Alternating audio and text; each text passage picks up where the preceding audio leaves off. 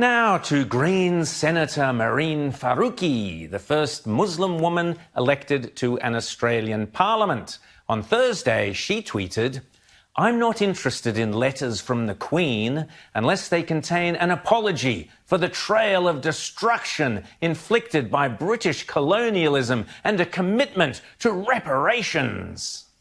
Reparations?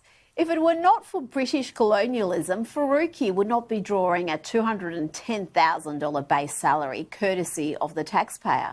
This tertiary educated feminist would be living a very different life back in her native Pakistan, which isn't exactly a bastion of progressive thought. But if she wants to harp on about reparations for historical atrocities, well, Senator, we're all ears. Here's the late Christopher Hitchens. We estimate 1.5 million European and American slaves taken between 1750 and 1815.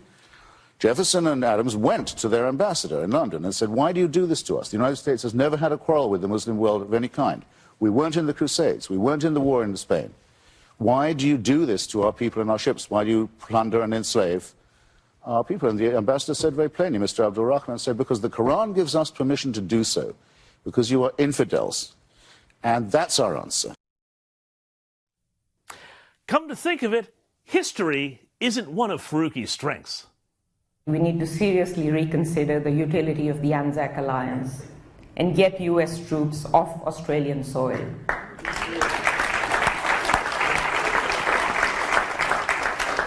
Nothing good has ever come from their presence here.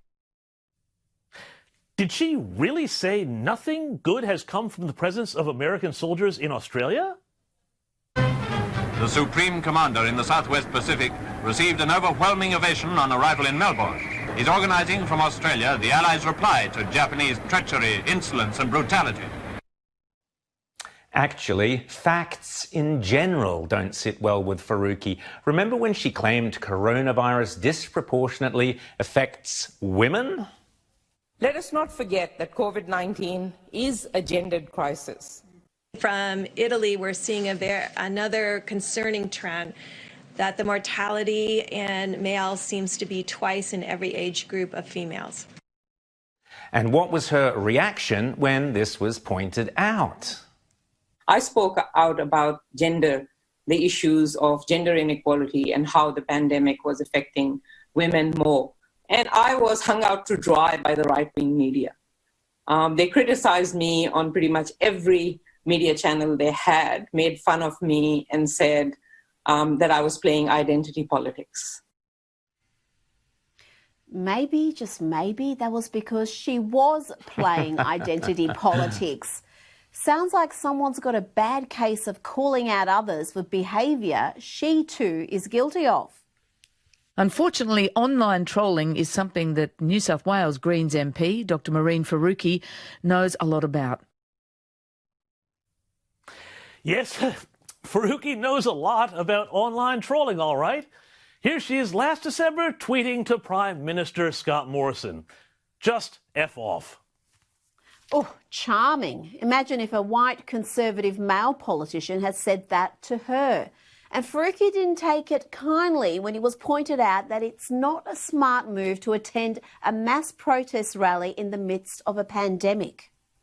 I proudly attended the Black Lives Matter rally in Sydney on unceded Gadigal land on Saturday, the 6th of June. I have to say I'm really angry at the way members of the government have sought to shame mine and Senator Rice's attendance.